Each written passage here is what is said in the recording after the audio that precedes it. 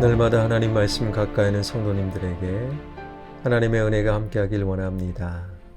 오늘 하나님 주신 말씀은 사도행전 5장 33절에서 42절까지 말씀입니다.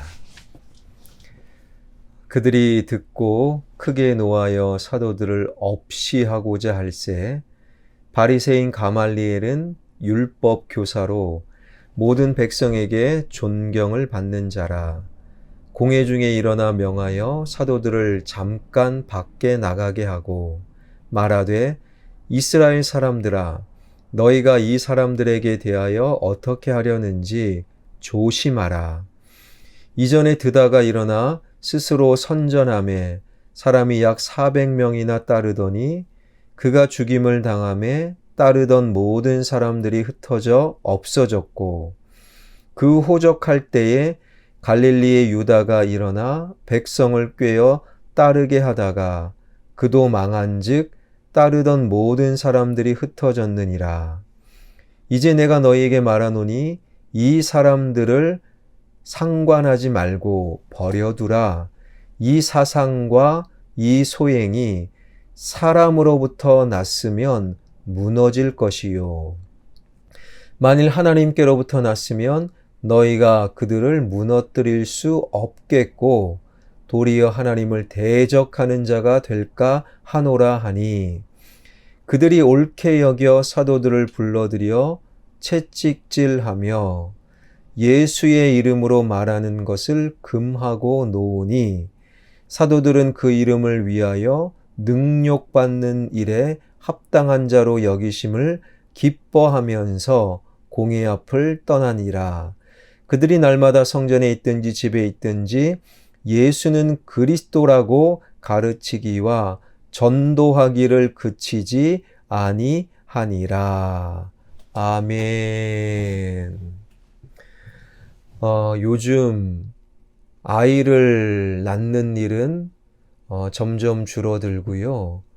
대신 개를 키운다. 그러는 분들이 점점 늘어나고 있지요. 어찌 아기를 대신하여 개가 그 자리를 대신할 수 있겠습니까마는 그렇게 생각하는 분들이 점점 늘어나 이제는 개도 아니요 애완견도 아니요 심지어 요즘은 반려견이다라고 개를 부르는 경우도 많아졌어요.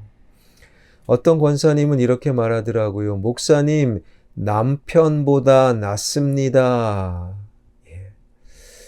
사실 남편보다 개가 낫다라는 것은 내가 다루기 편하다. 그것은 사실 성경적인 표현은 아닐 것입니다. 그분들은 이렇게 말해요. 냄새나는 빨랫감도 안 주고 내 요리에 투덜거리지도 않고 귀찮은 시댁 식구도 없어요. 내 말을 잘 들어주고 나에게 잔소리를 하지 않고 나에게 충실하고 한 집에서 내가 2마리를 키워도 되고 나를 배신하지 않아요. 가만히 보면 남편은 혹은 자녀는 나를 배신하고 나를 속상하게 하는데 걔는 안 그래서 좋다. 굉장히 이기적인 생각이기 마련이지요. 그러나 여기서 우리가 한 가지 확인해야 될 것은 개는요 주인과 자기의 다름을 알고 있다라는 거예요. 나는 개, 저분은 주인. 그래서 나와 주인의 다름을 인정하고 알고 있지 않는 개는요, 항상 주인의 명령에 복종합니다. 배신하지 않아요. 잔소리하지 않아요. 왜 그럽니까? 주인의 말을 무시하지 않아요. 개는요, 나와 주인의 다름을 알기 때문이지요. 만약 그렇지 못한 개가 있다면 단 하나의 경우 그 개가 미쳤기 때문이지요. 그런데 하나님을 향한 우리 성도들, 그리스도인들의 태도는 어떻습니까? 가만히 따지고 보면요. 우리가 개보다 하나님 앞에서 무엇이 대단할 수 있겠습니까? 하나님 앞에 개보다 나을 것이 하나도 없는데 내 인생의 주인 되신 하나님과 나의 다름을 꽤 자주 우리는 잊어버리고 산다라는 거예요. 유대 종교 지도자들은 사도들을 투옥시키고 재판하고 십자가를 거부하는 불신앙을 반복한 결과 사도들은 그들 앞에서 사람보다 하나님께 순종하는 것이 마땅하다 진리를 반복한 결과 그 결과에 대해 오늘 본문 33절은 이렇게 증언하지요. 그들이 듣고 크게 노하여 사도들을 없이하고자 할세. 주님을 거부하는 불신앙을 반복하는 자는요, 신앙인들을 좋아할 리가 없지요. 그래서 아예 저들을 죽여버리자. 유대 종교 지도자들은 사도들의 그러한 모습을 보고서는 크게 노하여 사도들을 아예 죽여버리자 마음을 모으지요. 유대 종교 지도자들 역시 하나님을 믿는 사람들이었어요. 그럼에도 하나님을 믿는 사람들, 그것도 우두머리였는데, 그런데도 하나님께서 보내신 독생자 예수 그리스도, 그분을 죽이고 그분을 증거하는 사도들마저 죽이고자 결의했다라는 것이지요. 사도들에 대한 그들의 시기와 질투심으로 그로 인한 분노에 대해 하나님의 생각 또한 자신들의 생각과 전혀 다르지 않다라고 착각했던 것이지요. 하나님도 이렇게 생각할 거야.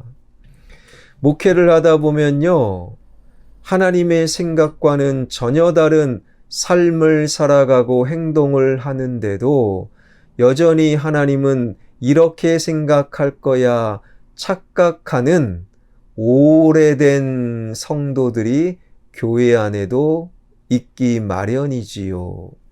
오늘 본문의 유대 종교 지도자들이 그랬다라는 거예요. 본문 34절, 35절은 이렇게 말씀이 계속됩니다. 바리새인 가말리엘은 율법 교사로 모든 백성에게 존경을 받는 자라 공회 중에 일어나 명하여 사도들을 잠깐 밖에 나가게 하고 말하되 이스라엘 사람들아 너희가 이 사람들에게 대하여 어떻게 하려는지 조심하라. 분노에 사로잡혀 사도들을 죽이자 마음을 모은 유대 종교 지도자들을 향해 가말리엘이라는 사람이 일어났어요. 가말리엘은 모든 백성의 존경을 받는 율법 선생, 즉 랍비, 우리에게는 사도 바울의 율법 선생님으로 더 잘 알려진 인물이지요. 그는 사도들을 죽이려는 종교 지도자들을 향해 조심하라 라고 경고하면서 왜 조심해야 하는지 그 이유를 36절부터 39절에서 이렇게 밝히고 있지요. 이전에 드다가 일어나 스스로 선전함에 사람이 약 400명이나 따르더니 그가 죽임을 당함에 따르던 모든 사람들이 흩어져 없어졌고 그 호적할 때에 갈릴리의 유다가 일어나 백성을 꾀어 따르게 하다가 그도 망한즉 따르던 모든 사람들이 흩어졌느니라. 이제 내가 너희에게 말하노니 이 사람들을 상관하지 말고 버려두라. 이 사상과 이 소행이 사람으로부터 났으면 무너질 것이요 만일 하나님께로부터 났으면 너희가 그들을 무너뜨릴 수 없겠고 도리어 하나님을 대적하는 자가 될까 하노라 하니. 가말리엘의 마음속에는 사람이 세운 것은 반드시 무너질 것이고 하나님이 세운 것은 결코 무너뜨릴 수 없음을 그는 믿고 있었어요. 그가 벌떡 일어나 드다와 유다의 이야기를 예로 들지요. 드다와 유다가 스스로 정치적 메시아임을 선전하고 주장할 때 많은 사람들이 잠시 드다와 유다를 따랐지만 드다와 유다, 그들이 세운 그들만의 세상과 왕국은 조만간 무너져 버렸습니다. 그 예를 들면서 사람이, 즉 베드로와 요한 사도들이 말하는 것이 지들의 생각, 자기들의 왕국을 위한 거라면 곧 무너질 것인데, 만에 하나 하나님 예수 그리스도의 부활이 진짜요 하나님께서 세우신 거라면 오히려 우리가 하나님의 대적자가 될 것이니 사도들을 죽이지 말자, 가만히 내버려 두자. 가말리엘은 지금 그 이야기를 하고 있는 거예요. 사람이 세운 왕국은 무너지나 하나님의 생각으로 세운 왕국은 무너뜨릴 수 없다. 즉 가말리엘은요, 하나님과 사람은 결코 같을 수 없다. 질적으로 다르다. 그 말을 하고 있는 거예요. 하나님의 생각은 사람의 생각과 다르며 하나님의 판단은 사람의 판단과 다르며 하나님이 세운 것은 사람이 세운 것과 다르다. 너희들에게도 사도들이 죽여 마땅한 불순자처럼 그렇게 보이지만 하나님께는 하나님께서 신뢰하시는 하나님의 종일 수 있음을 놓치지 말자. 하나님과 사람의 다름을 인정하지 못한 열심과 결정은 오히려 하나님의 대적자가 될 수밖에 없다라는 거예요. 교회에서 내 생각이 옳습니다. 그렇게 말하고 행동하는 분들이 있어요.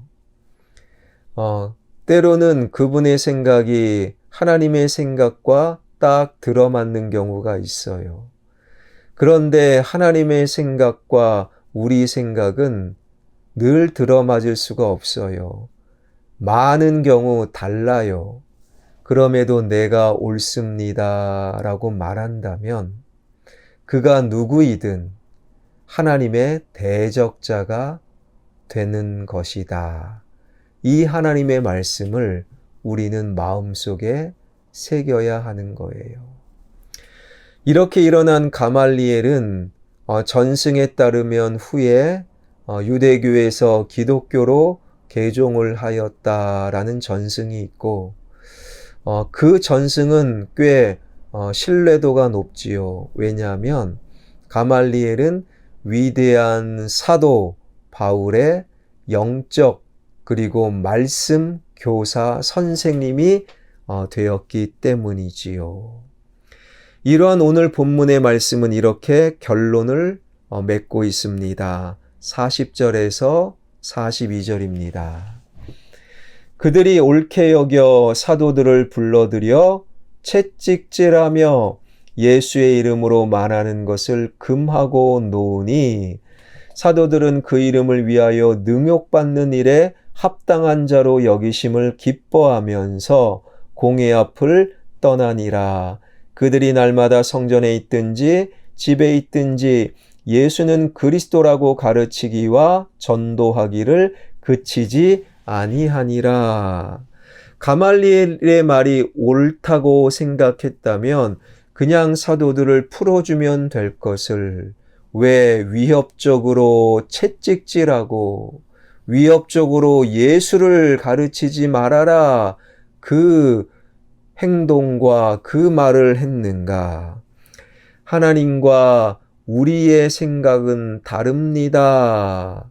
그런데 그 다름을 인정하고 살아가는 것은 쉽지 않음을 우리에게 보여주고 있는 거예요. 반면에 사도들은 채찍질을 당하고서도 오히려 하나님의 도구 되었음을 기뻐하였다라는 거예요.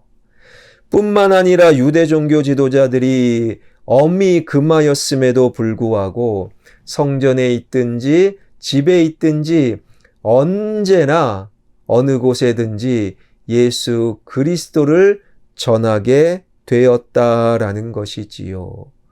왜 그럴 수 있습니까? 바로 사도들은 하나님과 우리가 결코 같을 수 없고 오히려 우리와 다른 하나님의 무슨 뜻이 있겠거니 하나님을 전하고 주님을 전하다 당하는 능욕과 채찍질은 오히려 그래서 기뻐할 수 있습니다. 하나님과 나는 다름을 인정했기 때문이지요. 여러분, 만약에 사도들이 하나님과 나의 다름을 인정하지 않았다면 보이지 않는 하나님, 그 하나님 때문에 보이는 채찍과 협박을 오히려 기쁨으로 받아들일 수는 없었을 것입니다. 보이지 않는 하나님, 나와 다른 하나님, 그분이 정답이기에 눈앞에 보이는 극과 채찍은 오히려 기꺼이 내가 감당합니다. 여러분, 하나님과 나와의 다름을 인정하며 살아간다라는 것은요, 그것은 바로 눈앞에 보이는 인생의 채찍, 인생의 고달픔, 그것을 오히려 보이지 않는 하나님을 향한 믿음으로 기꺼이 받아들이고 오히려 기쁨으로 승화하는 삶을 정확히 의미하는 거예요. 보이지 않는 하나님과 나는 다릅니다. 하나님은 정답입니다. 하나님은 항상 보이지 않지만 나를 가장 좋은 길로 인도하십니다. 지금 눈앞에 보이는 인생의 채찍, 인생의 고달픔을 보이지 않는 하나님을 향한 다름을 인정하는 믿음으로 기꺼이 감당함으로 눈앞의 채찍이 오히려 삶의 기쁨이 되는 하늘의 은총을 경험하는 우리 모두가 되길 주님의 이름으로 축원합니다. 기도하겠습니다. 살아계신 하나님, 창조주 하나님과 피조된 우리가 늘 다름을 인정하게 하여 주시고 보이지 않는 하나님이 정답이요 보이지 않는 하나님이 항상 좋은 길로 인도하신다라는 그 신뢰로 눈앞에 보이는 인생의 채찍을 감당해 나가는 인생의 고달픔과 풍파 속에서도 하나님을 향한 믿음으로 기뻐할 수 있는 하나님과 나는 다름을 인정하는 하나님의 백성들 되게 하여 주옵소서. 목요일 인생의 고달픔 가운데 환우들이 있습니다.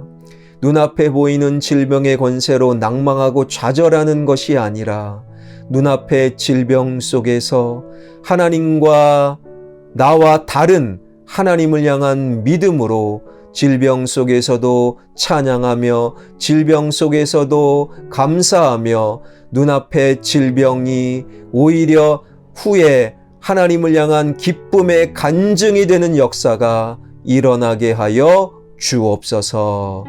예수 그리스도의 이름으로 기도하옵나이다. 아멘.